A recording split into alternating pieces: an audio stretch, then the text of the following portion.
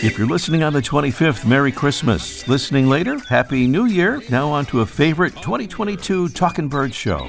Made possible by the generous support of the Birdwatchers General Store, Orleans, Cape Cod. Birdwatchersgeneralstore.com. By Vortex Optics with the VIP warranty.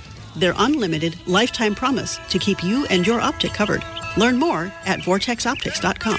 And Beautio Books, an independent family-owned bookstore carrying one of the largest selections of birding books in the world. BeautyOBooks.com. Good morning. Welcome to our show, number 870. Our favorite video tweet of the week, maybe our only one, is from a recent guest on our show, the great Rick Wright at Birder, New Jersey. The caption reads, "I could have used these guys the other day to help with the driveway." The video shows a large swimming flotilla of northern shovelers. All right. You can relate if you were in the Northeast last week or many parts of the Midwest and elsewhere this week for sure. Here's an update on a couple of birds that have been in the news of late. Certainly this one, the Steller's eagle. This individual, Steller's eagle, flew from its home habitat in Siberia or maybe northern Japan and visited places all over the U.S. It seems to have vanished now after stops in Texas, New Brunswick, and Nova Scotia in Canada, Massachusetts, and Maine. It was last sighted in the Boothbay Harbor, Maine area on January 24th. So we'll be watching to see where it might show up next, maybe back to where it came from in northern Asia.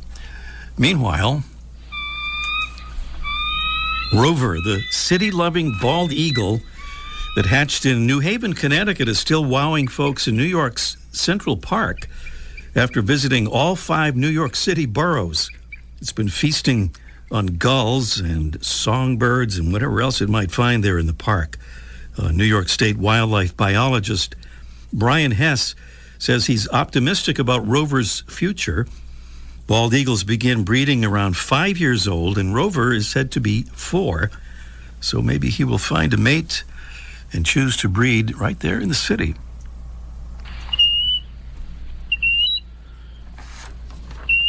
It sounds a little bit like that bald eagle, but it's a very different bird. It's our mystery bird. This is a preview of our mystery bird contest coming later in the show. We'll give a preview now, so you'll be ready to call in when we give the signal a little bit later. Our mystery bird is a medium-sized sandpiper. In breeding plumage, its face and underparts are black. The back is dark brown with yellow spots, and it has a white S-shaped mark along its head and sides. Males and females are quite similar.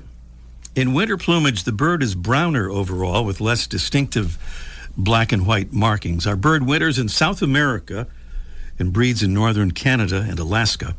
In the fall, many of the birds travel along the east coast nonstop to their wintering grounds. In spring, most move through the middle of North America on their way to the Arctic.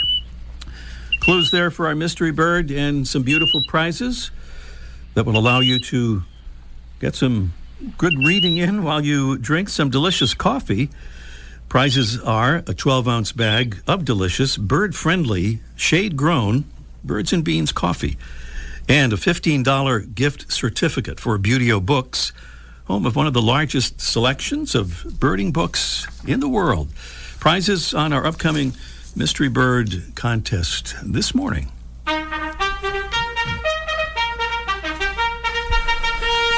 We want to salute a couple more Talkin' Birds ambassadors helping us spread the word about our show and about birds and conservation.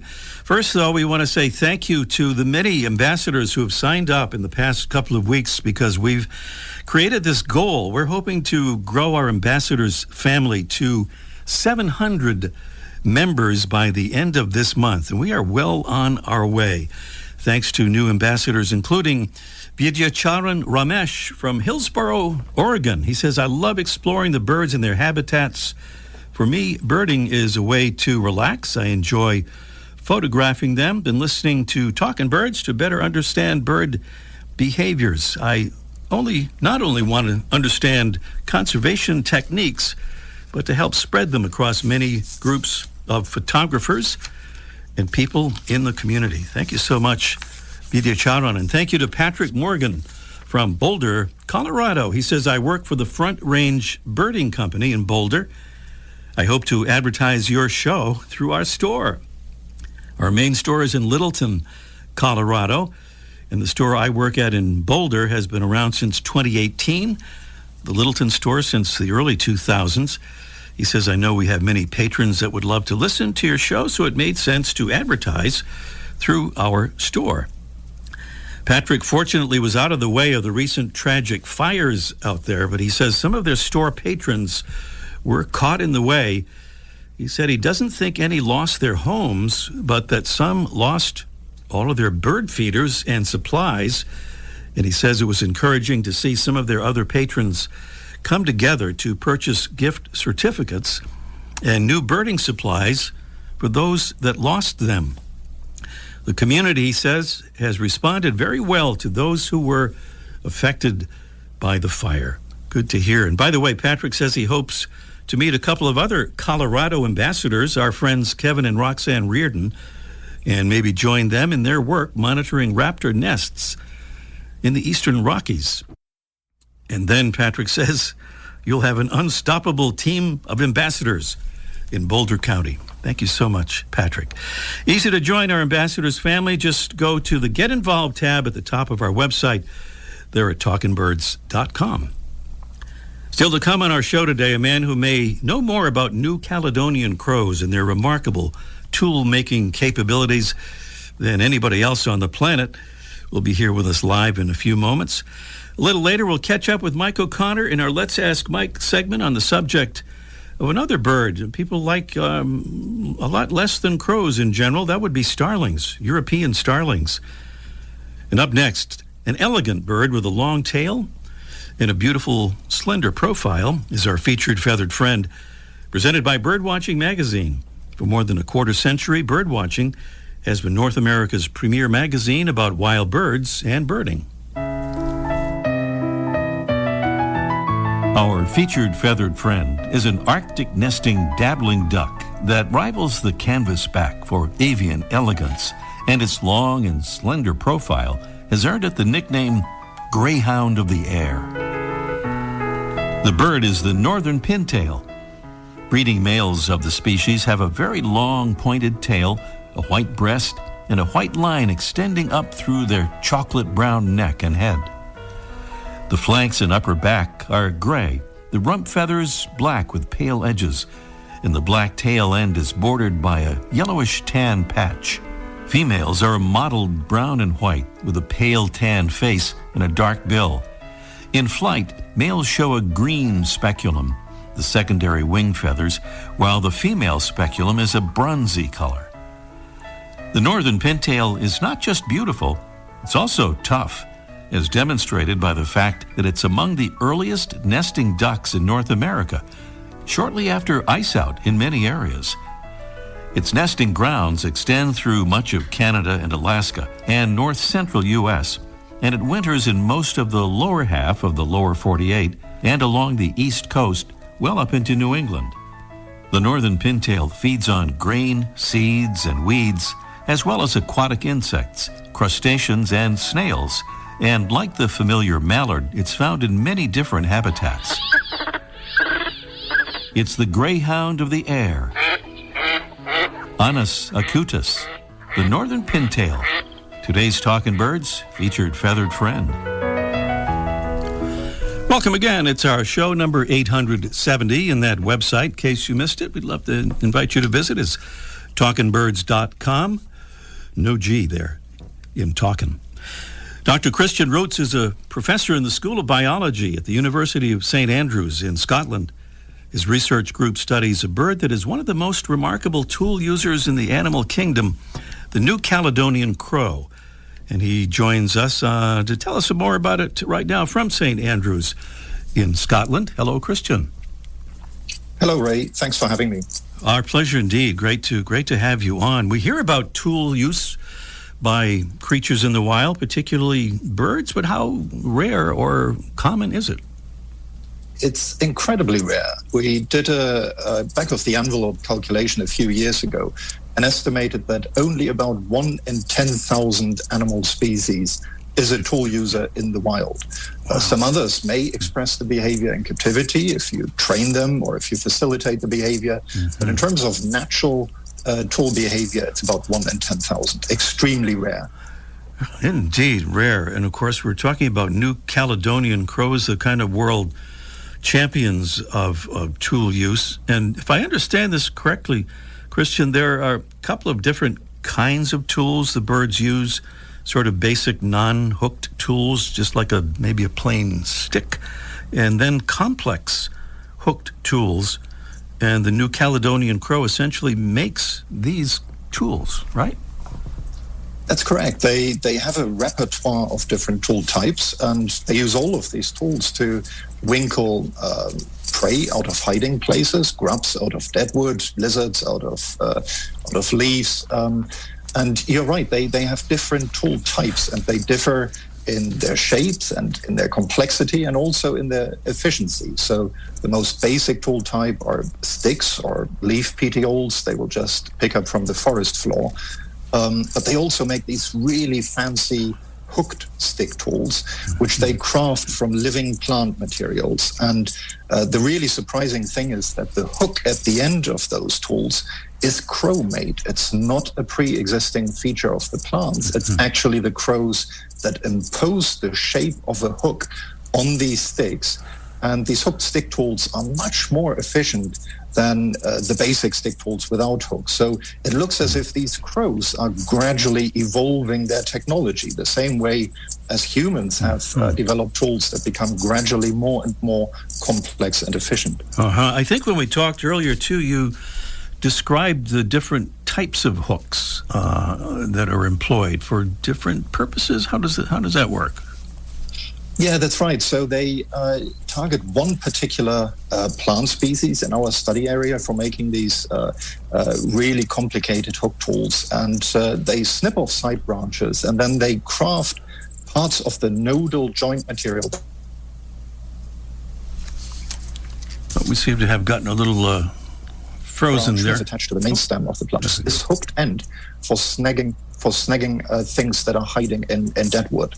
So if there's a beetle, for example, they try to engage the legs of the beetle with the little hook at the end. And of course, I should say, New Caledonian crows, being birds, they do everything with their bills. They are not primates. They don't have hands. So they make the tools with their bills, and they use the tools with their bills. Everything is bill handled. Is there a way to sort of have a correlation between the intelligence of birds, and obviously these are intelligent birds, but the intelligence as related to tool use? It seems there are other birds that are quite intelligent that don't use tools. That's right. And we need to be a bit careful with equating tool behavior with intelligence. There is no doubt that New Caledonian crows are exceptionally good at making and using tools.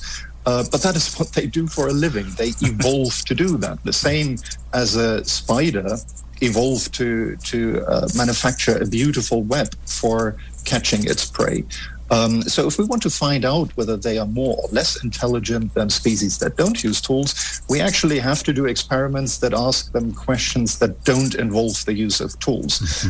If you give a tool-using New Caledonian crow a tool-use puzzle and a North American crow the same tool-use puzzle, guess who wins? The New Caledonian crow. There's another crow I think you've talked about, another crow species that exhibits maybe similar tool use behavior or capability, the Hawaiian crow. That's correct. For a very long time, everybody thought it's just the New Caledonian crows that live on this remote tropical island in the South Pacific that use tools. But there are over 40 species of crows and ravens around the world. And for many of these, we know very little about their natural foraging behavior, especially some of the tropical species. And a few years ago, I started wondering whether perhaps amongst these, there might be undiscovered tool users. And I pulled together everything my team had learned about New Caledonian crows at the time. That was 15 years of field research and counting. And I predicted that the Hawaiian crow was a good candidate. And we checked, and it turns out they are natural tool users too. And so we started a collaborative project with the San Diego Zoo Wildlife Alliance working on the Hawaiian crows. It's one of the rarest birds on the planet. There are currently no Hawaiian crows in the wild. Wow, that is pretty amazing. Now, you have some new research. I'm thinking when I was a boy, my father would scold me because I would use tools in his workshop and not be careful about where I put them afterwards. Can we say that New Caledonian crows don't have that problem?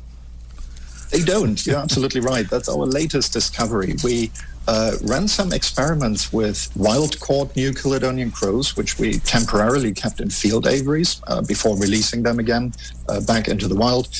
And we asked them which kinds of tools they like better, the basic tools without hooks or the really fancy, efficient tools with hooks. And it turns out they like the hook tools better. But then we took it to the next level and we asked, which tool do you handle more carefully? You're right that we humans, when we have a valuable tool, we are more careful than if we have an old tool or a broken tool. And we try to find out whether that's the same case with the crows. And the way they look after their tools, it's really interesting. When they don't need them, they either trap them underfoot, or they insert them temporarily into holes on the branch they sit on, similar to how a human might put a treasured fountain pen into a pen holder. And so we measured experimentally whether they are more careful with the hook tools than they are with the non-hook tools, and the answer is a resounding yes. So if they have one of these prized tools, they really seem to value it. They hate losing it. So they will trap it more often underfoot or insert it into a hole or wedge it behind bark than if it was a cheaper tool. Wow. Sad to say our time is getting very short, Christian, but I wanted to, I know you are looking for people to collaborate and with a global research consortium relating to the COVID lockdown and also other tool users in North America, surprisingly to me anyway, nuthatches. I wonder if we can issue an invitation to you right now to come back with us again soon to talk about some of these things. Yeah, I would love to. And how can people best follow you in the meantime? They can follow me through my university profile at the University of St. Andrews. But we also, two of the initiatives I'm involved in, they have Twitter accounts. So at Biologging, if you're interested in animal tracking, and at Anthroraptors, if you're interested in raptor research. Amazing, fascinating stuff. Christian Roots, Dr. Christian Roots, professor of the School of Biology at the University of St. Andrews. Christian, thank you so much for being with us. Thank you for your wonderful work, and we'll look forward to talking with you again soon. Thanks for having me, Ray. Coming up next here, it's our Mystery Bird contest in just 1 minute. The flutter of a tail feather, the flash of a wing bar in mid-flight. You don't always have a lot of time to identify a bird in nature, let alone to appreciate its beauty.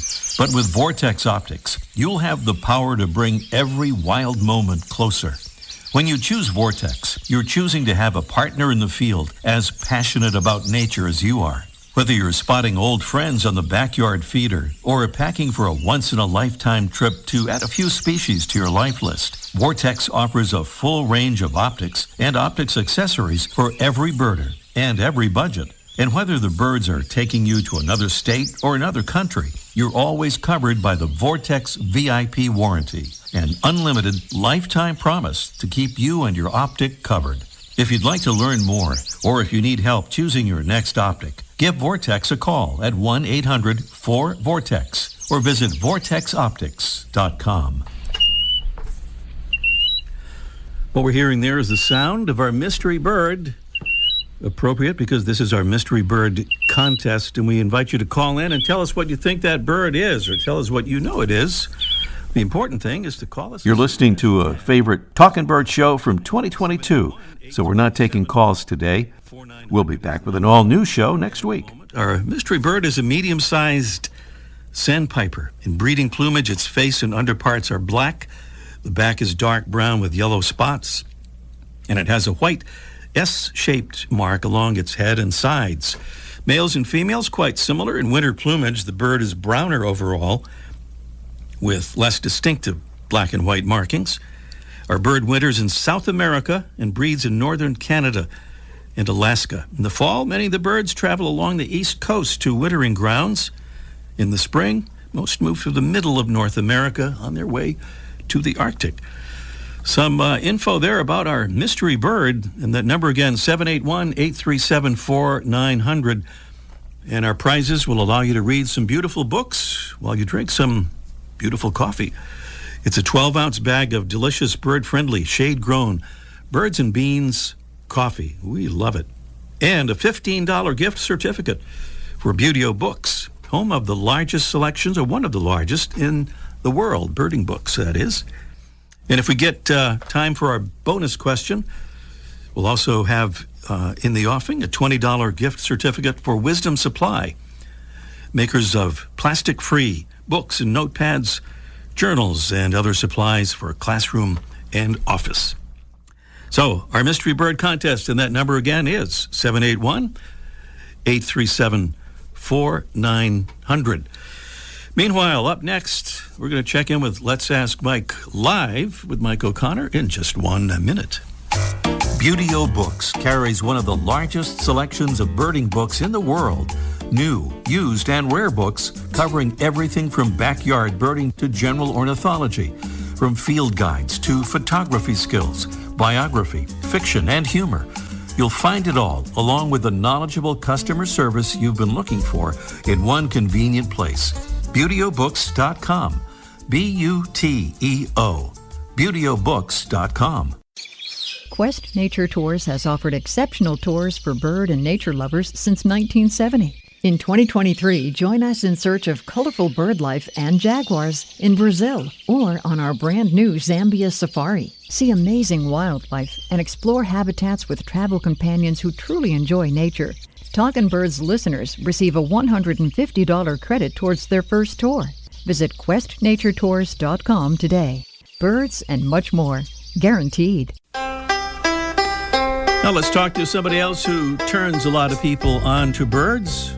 No purchase required, and that would be Mike O'Connor there at the famous Birdwatchers General Store, Orleans, Cape Cod. Good morning, Mike. No purchase required, but it's preferred. It's preferred, I see. Perhaps you'll get a little more depth of information if purchases. Right, yeah, well, yeah, right. Right. The more you spend, the more truth you get. Yeah. And we should mention, too, is it still the case if someone comes to your store and tells a joke, they will get a free pencil? They'll get yeah, right. That's true. That's the only thing you're going to get free. Yes. Just a pencil. Very nice, nice pencils, though. Yeah. Oh, it's awesome, man. Right. So, Mike, a bird that a lot of people love to hate would be the European starling, even though it's a pretty interesting bird. But I think you had told me earlier there are about 200 million of them in the U.S. or North America, which seems like maybe that's enough. Yeah, that's enough. Yeah, and, not long ago, probably, when you were a kid, there wasn't any. There was none, and it's European starling. The name indicates they're from Europe, and they were brought over here in the 1890s to New York City because one guy thought, you know what, here's a good idea. Let's bring the birds that were mentioned in Shakespeare's work to the New World. So he introduced them. So there's another reason not to like Shakespeare right there. Boom. So from that population of maybe like 100, it's exploded, and now there's 200 million of them. And, for them, they've been a problem. Some people will defend them, say, okay, they've acclimated, they're here, now they're speciated to this continent, let's just get on with it, not quit. But they do cause problems for native species, but more importantly, they cause problems for people who feed backyard birds. They spend a lot of time, at least in my part of the world, out in the marshes and the wetlands, eating invertebrates and insects and things. But when things freeze up this time of year, they head towards the backyards and go to the feeders, and that's when I get the complaints.